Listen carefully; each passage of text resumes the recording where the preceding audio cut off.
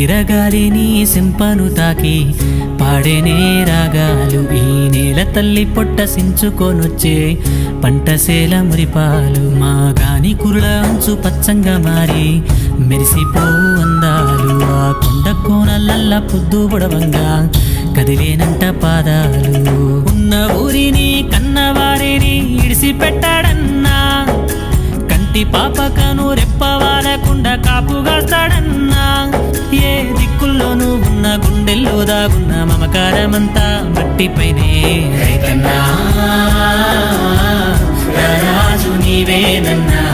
నీ సెమట సుక్కల బతుకే బుక్కేడు మెతుకులన్నా ఓ రైతన్నా